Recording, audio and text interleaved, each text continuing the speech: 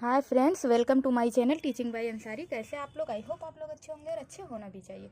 तो यहाँ पे देखिए एक सिंपल सा छोटा सा सवाल दिया गया है, लेकिन इसको छोटा मत समझिए जब तक आप अपना दिमाग यूज़ नहीं किए होंगे या आपने इस तरह का सवाल नहीं किया होगा तो थोड़ा सा मुश्किल लग सकता है। लेकिन एक बार देखने के बाद मैं नहीं कह सकती कि कभी भी आपको ये सवाल मुश्किल लगेगा, लेकिन है तो बहुत इंपॉर्टेंट। कॉम्पिटिटिव एग्जाम में मोस्टली पूछा जाता है। आप कोई भी एग्जाम दे रहे हो तो उसमें पूछा ही जाता है इस तरह का सवाल, परसेंटेज से रिलेटेड है।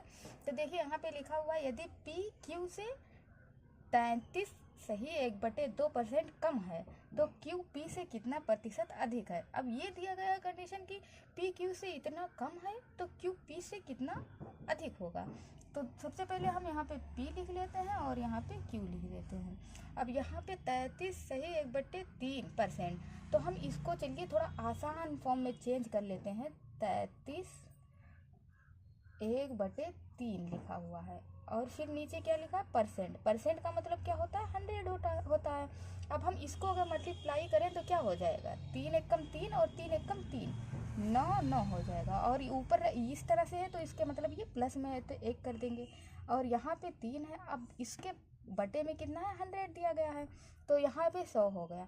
अब देखिए, मैं ये सब सिर्फ समझाने के लिए कर रही हूँ, कोई ज़रूरी नहीं हो सकता आपको आता भी हो, कोई दिक्कत नहीं है। लेकिन फिर भी मैं सोचती हूँ कि ये ना हो कि मिस हो गया, अरे ये कैसे कन्वर्ट कर दिया मैम ने, इस वजह से। तो यहाँ पे देखिए 100 है, 100 बटे कितना है? 3 है।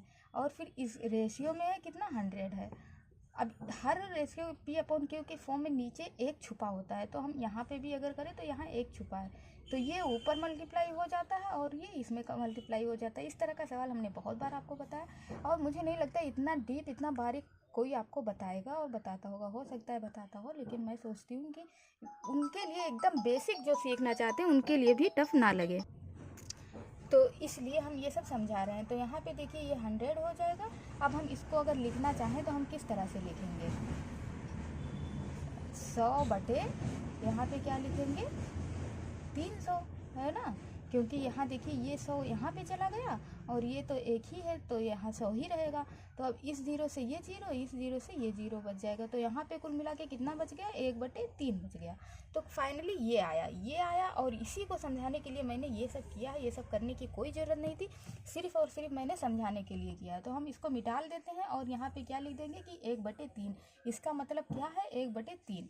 तो हम 1/3 जब हम इसको परसेंटेज हटा के सिंपल फॉर्म में चेंज करते हैं P/Q के फॉर्म में, तो फिर पॉइंट वाइंट में भी आ सकता है और आप सॉल्व करना चाहें, लेकिन 1/3 है इसका मतलब।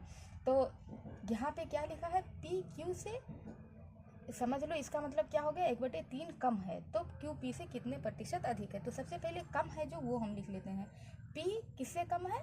यहाँ पे इसके मतलब अगर यहाँ पे मैं एक 3 लिखती हूँ तो यहाँ पे अगर 3 है, 3 का मतलब क्या हो गया कि ये Q है, क्योंकि P कम है तो 3 हो गया। अब उसमें से ये एक को हम माइनस कर देंगे, है ना? एक को माइनस कर देंगे क्योंकि कम है, तो एक कम है तो कितना यहाँ पे हो जाएगा? यहाँ पे 2 बच जाएगा। इस तरह का सवाल मैं समझा चुकी हूँ और बहुत इजी होता है ये, बहुत इंटरेस्टिंग और बहुत शॉर्ट टाइम में ये हो जाता है, बहुत कम टाइम में हो जाता है। तो ये Q की वैल्यू कितनी है? 3 है, लेकिन P Q से कितना कम है? इतना कम है। तो इतना कम मतलब कि एक को हम माइनस कर देंगे तो यहाँ पे 2 बच गया। तो अब इन दोनों के बीच में कितना अंतर है? 1 का अंतर है। तो Q P से कितने प्रतिशत अधिक है? तो अब इसमें पूछ रहा है कि Q P से कितने परसेंट अधिक है। तो ये भी मैं सिर्फ समझा रही थी, इसको भी हम साफ कर देते हैं और फिर इधर करते हैं। Q P से कितने प्रतिशत अधिक है? तो Q कितना अधिक है? 1 अधिक है, तो हम यहाँ पे 1 लिख देंगे। और क्या पूछा गया? Q P से कितना अधिक है, तो P से कंपेयर किया गया, इसीलिए हम P की वैल्यू यहाँ पे लिखेंगे और गुणे 100 कर देंगे। तो हम इसको काटेंगे तो क्या आ जाएगा? यहाँ पे 50 आ जाएगा। तो यानी कि कितने परसेंट अधिक है? 50% अधिक है, ये इसका करेक्ट आंसर आ जाएगा। तो जब कंपेयर करने को देखो Q P से कितने प्रतिशत अधिक है, तो Q कितना अधिक है? तो है तो अधिक 1, इन दोनों के बीच में अंतर कितना है? 1 का है। और किससे अधिक है? P से अधिक है, तो इसीलिए कंपैरिजन P से किया गया है, इसीलिए हम यहाँ पे 2 लिखे, है ना? तो इस तरह से सवाल होता है कि किससे परसेंटेज के फॉर्म में चेंज करना तो आसान है, लेकिन ये चीज़ ध्यान रखना बहुत बड़ी बात होती है। तो आई होप आपको ये वीडियो अच्छा लगा होगा। Thank you for watching.